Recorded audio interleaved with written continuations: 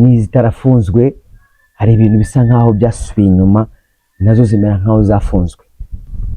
Ndakuvuga ari uko umpaye amafaranga, ndagutumira ari uko uri bunyinjirize kuri YouTube channel yanjye. Abahanzi ntabwo bagitumirwa kubera iki? Baragutumira se urabungura iki? Barashaka umuntu uza gutwika. Umuhanzi Lecre afite igitaramo ku munsi w'ejo saa 12 za nimugoroba muri Camp Kigali. Kwinjira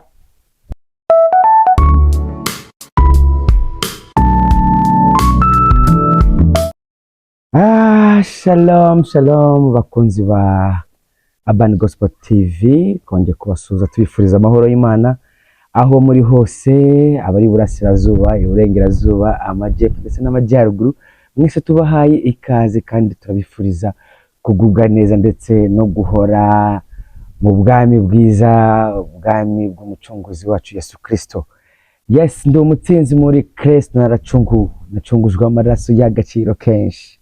Eko umusada vigologota niho byabereye, yakubiswe imisumari akubitwa n'icumu, wowe nanjye yaziraga kubw'ibyaha byacu. Ndi umutsinzi, vuga I'm the winner. Yes, ndi umutsinzi kubera ko nacungujwe n'amaraso Yesu Kristo. Ndi umutsinzi kubera ko nacungujwe n'umwami ukomeye, umwami w'abami, azahora ku ngoma iteka kandi niwe nzira y'ukuri n'ubugingo. Niyo mpamvu banifuza ko nawe wamwizera, kubera ko niwe wenyine wo kwiringira. Yes, uyu munsi hano rero kuri Urban Gospel TV tubafitiye amakuru atandukanye, ariko mbere ya byose ku bantu batari bakora subscribe, turabasaba kugira ngo mudushigikire. Turimo turabibona yuko hari ibintu biri kugenda mudushigikira rwose, abari gukora subscribe turayibona ko bwije nuko bukeye. Ni nayo mpamvu twifuza ko nabandi bose batari bayikora.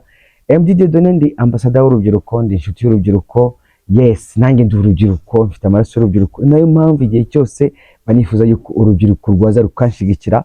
Yes, kuko abantu bakuze ntago banshigikira, of course urubyiruko rutarwanshigikira, nimwe mugomba kubanza kunshigikira, then nabandi bakaza bakanshigikira. Rero n'abaribwo tamasimbi hirya no hino mu bihugu bitandukanye, tubahaye ikaze kandi turabasuhuza. Rero kuri Urban Gospel TV uyu munsi wa none mbafitiye amakuru atandukanye, mbafitiye amakuru agenda cara muri gospel, mu gisata cya gospel, mu gisata cy'iyobokamana y'u Rwanda.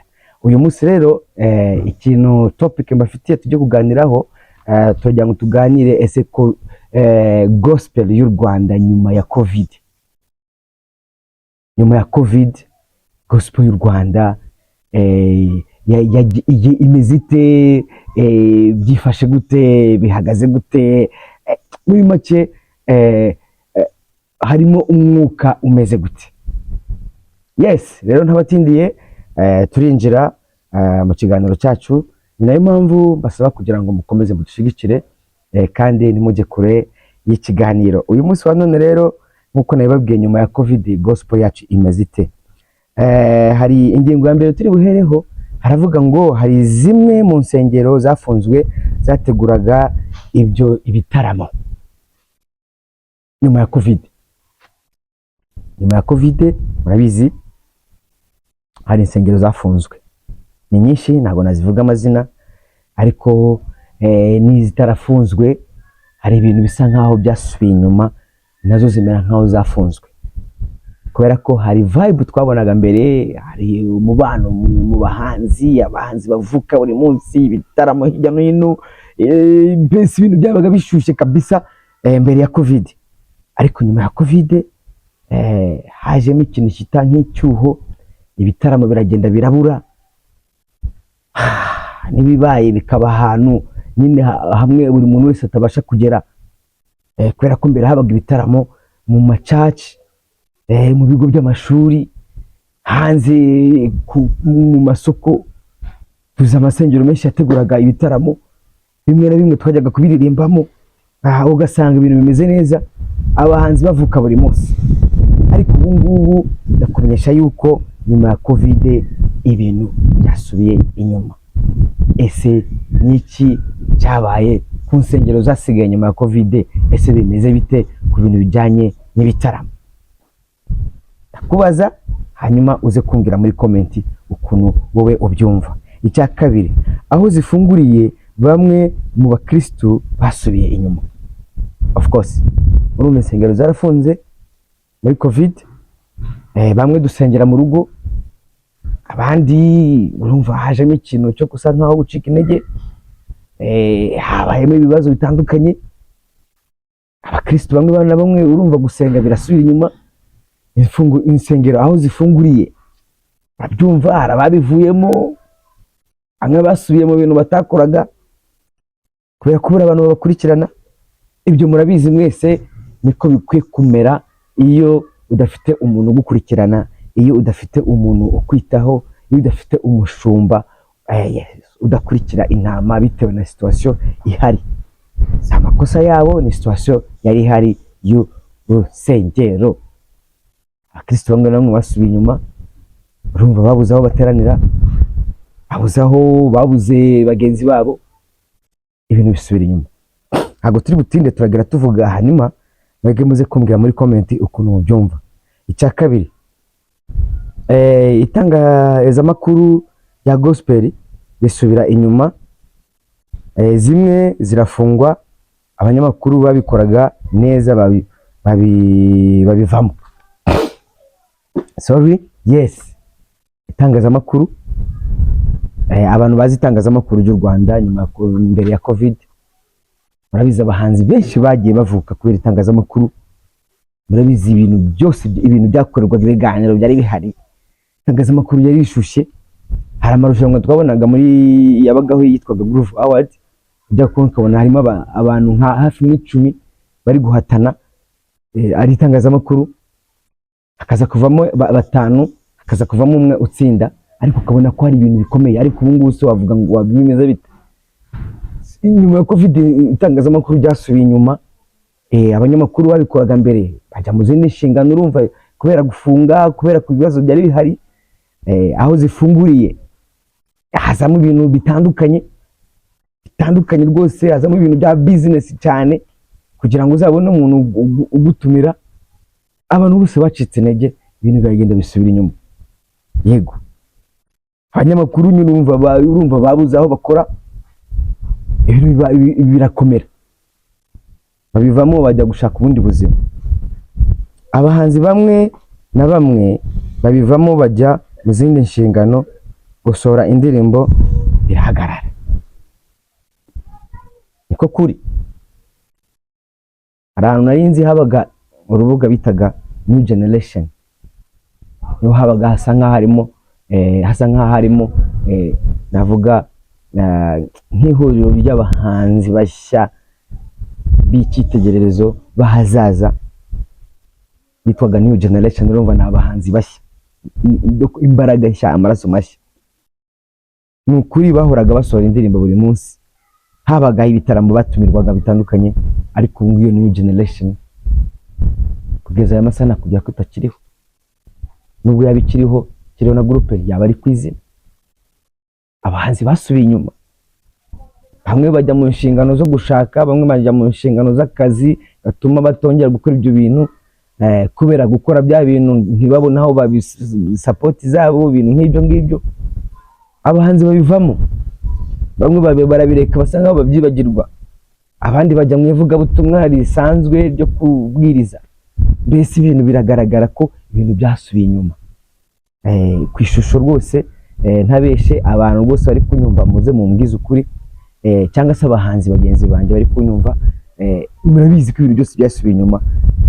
Mbese ushobora gushaka mbere mu cyumweru wasangaga ari nk'indirimbo nk'eshanu za gospel zasohotse, harimo za urban gospel, izisanzwe zo kuramya no guhimbaza Imana mu buryo butandukanye. Ariko ubu ngubu icyumweru gishobora kurangira hari nk'indirimbo imwe isohotse, ukwezi kukarangira nk'indirimbo nk'ebyiri zisohotse, ukibaza byagenze gute?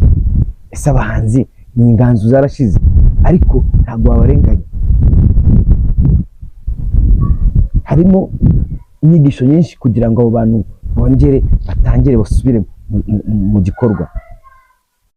Yego, sigaranye ingingo ebyiri. Haravuga ngo amwe mu macaci yasigaye hadutse live streaming, biba birakomeye, gutumirwa biragabanuka kw'abahanzi ndetse n'abavugabutumwa, kubera ubu ngubu hasigaye hatumirwa ab'ingenzi bazatuma views ziba nyinshi. bazatuma ibintu bigaragara neza, abantu bazatuma abantu babikurikira ari benshi. Ukivuga butumwa ryagiye kuri tekinoloji, niyo wibeshe ukazamura telefone ujye gufata nk'akantu kakuryoheye barakubwira ngo ntibishoboka. Bivuga ngo byabaye business, kuko mbere byabagaho umuntu yabaga azamuye telefone yabonye nk'umushumba ariko kubwiza nk'akantu keza akumva yaza kugasangiza abandi mu buryo bwa status, ariko kujya kuzamura telefone bakakubuza. Ntago abahanzi ntago bagitumirwa kubera iki? Baragutumira se urabungura iki? Barashaka umuntu uza gutwika. Umuvuga butumwa baragutumira se uze umara iki? Barashaka umuvuga butumwa uri smart, barashaka umuvuga butumwa uza utuma ibintu bigenda neza. Abanyamakuru nuko abafite ibiganiro ubu ngubu nabo badore ko basigaye ari mbarwa, n'ababikora nabo babikora nka business. Aragutumira kugira ngo views zizamuke ku kiganiro cyiwe, kugira ngo nawe ahabwe amahirwe yo gukomeza.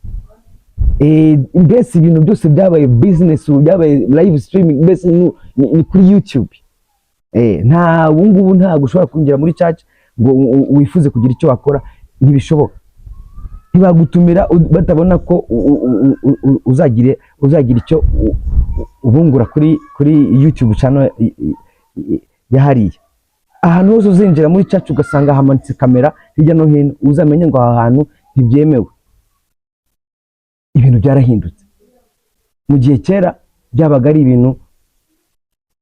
Yego, turasoreza kuri kino kiganiro, turasoreza kuri no ngingo ya nyuma ivuga ngo haje ibiganiro kuri TV na radio bitandukanye. Ibyari biriho turabyibagirwa, haza ibya business. Ibyo navugaga mbere, twabaga dufite wakoraga indirimbo ukaba ufite nk'umunyamakuru nk'abatanu bari bugutumire mu kiganiro ukajya gushyira indirimbo yawe hanze. Ariko mbere kugutumira arabanza akareba kuri channel yawe, akareba ko ufite abantu bagukurikirana benshi, kugira ngo nawe agere gute ikiganiro cye kize kugenda neza. Hagavuga ngo uyu muhungu afite indirimbo nziza, cyangwa se uyu mukobwa, cyangwa se umupapa mama afite indirimbo nziza, tuyisakaze kugira ngo yumvikane. Ahubwo arareba avuga ati se uyu muntu akurikiranwa n'abantu bangaye kugira ngo umutumire. Ibintu byarakomeye. Dufite ingero nyinshi zibifatika ku biganiro bisigaye, kuko dore ngubu nta n'ibiganiro bihari n'imbarwa bya gospel. Nyuma yo kumva bino bintu, wowe urumva iyi gospel yacu ihagaze hehe? Uri kumva iyi gospel yacu iri kugana hehe? Iyi gospel yacu imeze ite? Ariko Imana iracyatubundikiye, iracyaduhereza ibyiza, gusa twebwe ntabwo turahumuka ngo tubibone. Turagerageza kubona ibitaramo byiza tukabigira ibintu bikomeye cyane, bigatuma abandi n'abantu batabasha kubigeramo. Reka tugerageze tuvuge ivugabutumwa.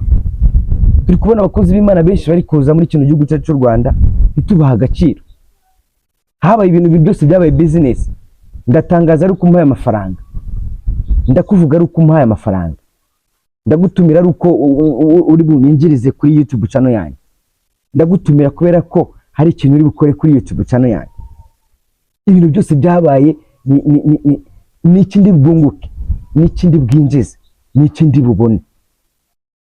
Ese koko niko bikwiriye? Yego, nabyo ni byiza, kuko byose bidufatanyiriza hamwe kuzana ibyiza. Ariko byarakabije nyuma ya COVID, ibintu byabaye byinshi, wagira ngo hari ikintu cyajemo kirabihindura. Sinzi niba ari uguhumuka, sinzi niba mbere abantu bari bahumye, sinzi niba mbere kuntu byari bimeze, ariko nyuma ya COVID ibintu byarakomeye cyane, kandi hashize imyaka myinshi cyane biracyakomeje. So murakoze cyane rero abantu bari kunkurikira, mume comment ukuntu mwumvishije bino bintu. Iki kiganiro ni kirekire, tuzavuga byinshi, hari byinshi tugomba kuvuga biri muri ino industry yacu ya gospel, kandi bikwiriye kuba byavugwa kugira ngo ibintu bikosoke. Hari ibitaramo byinshi twabonaga, hari ibintu byinshi byatumaga muri industry yacu ikomeza gutera imbere, ariko ibintu byose byabaye bloke kubera byabaye business. Ntushobora gutegura igitaramo ngo ubone abantu bagufasha kugitaramo, baravuga ati turunguka iki, turabona iki? Muze mumbwire ko mubyumva. Dufite umugisha wo kwakira umuhanzi ukomeye cyane, twongere tuvuge cyane. Ni umuhanzi nge nakuze numva, n'umuhanzi ninjiye muri kariyeri yo kuririmba hip hop gospel, mufata nka legend, nka number 1 muri gospel. N'umuhanzi ufite amateka akomeye kuko afite ibintu byinshi, afite Grammy Award, afite BET Awards, afite ibihembo byinshi cyane yikubyeho. So sinamuvuga ngo murangize, n'umuhanzi munini cyane uremereye uzaza gutaramira mu gihugu cyacu cy'u Rwanda ku munsi w'ejo tariki 6 muri Camp Kigali. N'umuhanzi uririmba injyana ya hip hop, bamwita Lecrae, n'umunyamerika ufite tour yitwa Reconstruction. N'umuhanzi ukomeye, afite tour ya album ye agiye kumurika muri kino gihugu cyacu cy'u Rwanda. Twagize amahirwe yo kumubona nawe, akavuga ngo hari amakuru buri abayumva, kuko ntabwo waba uri umuraperi uje mu gihugu kitakunda ibyo ukora. Hari amakuru abazenguruka avuga ngo hano muri kino gihugu barahari, kandi kuko barahari benshi cyane, nuko badashigikirwa n'ibya bindi ndimo ndavuga nyine bijya nyuma ya covid cyose, ariko abahanzi barahari. Noneho ugasanga wenda nk'iki gitaramo gihawe nk'umuntu wenda utazi ko bino bintu bihari. Umuhanzi Lecrae afite igitaramo ku munsi w'ejo saa 12 za nimugoroba muri Camp Kigali. Kwinjira numvise ko ari 15,000, kuko amatike arimo aragurishwa kuri online. Ngira ngo ndaza kuba poste murebe kuno bimeze, hanyuma tumushigikire ku munsi w'ejo. Tuzaye duhari nimugoroba, tuzatuviye mu bintu byose tumeze neza, tujye kumushigikira kuko azaba ari kutubwira ibintu byiza cyane, azaba ari kuturirimbira indirimbo nziza cyane. N'umuhanzi ufite amateka akomeye, n'umuhanzi w'inspire abahanzi benshi cyane, n'umuhanzi w'icyamamare, n'umuhanzi utoroshe, navuga gutyo. Reka tumushigikire. Mugenzi wanjye, umuraperi mugenzi wanjye, n'umugisha kuri ngiye kwakira Lecrae muri kino gihugu cyacu cy'u Rwanda. Nindi ntera, nindi shema, nirindi ranka duhabwe, nirindi ranka duhawe nk'abantu baririmba ino njyana, kuba twakiriye igihangange. Navuga se nkande, ni nko kwakira Sinach, ni nko kwakira ba Don Moon, ni nko kwakira babahanzi bakomeye. Yes, natwe muri Urban Music turanezerewe cyane kandi n'umugisha. Reka rero ku munsi w'ejo tuzamushyigikire, je nawe tuhabe Camp Kigali hariya rwose. Camp Kigali saa 12 za nimugoroba, tuzahabe tujye kumva indirimbo zihimbaza Imana mu buryo butandukanye. Hazaba n'abahanzi b'abanyarwanda by the way bazaba ari kumushyigikira. Nanjye nzaba mpari, hatagize igihinduka nanjye nzaba mpari, muze dufatanye turamye no guhimbaza Imana. Rero bakunzi ba Urban Gospel TV, kadusoreza hanga, ariko turakomeje. Kino kiganiro kigomba gukomeza kuko ni byinshi tugomba kuvuga. Ubundi bandi duhana umugisha, ubutare bakora subscribe, ndongera kwibutsa kugira ngo ukore subscribe dushigikire, ntacyo bitwaye, ukoreho no kunzogera kugira ngo ujye uba uwa mbere kureba bino biganiro byacu. Hanyuma uduhe na comment utubwire ese wabyumvishije gute, wabibonye gute, bimeze bite. Imana duhana umugisha, zasubire ejo muri Camp Kigali tujya gushigikira umuhanzi wacu Lecrae, number 1 muri hip hop gospel. Murakoze cyane.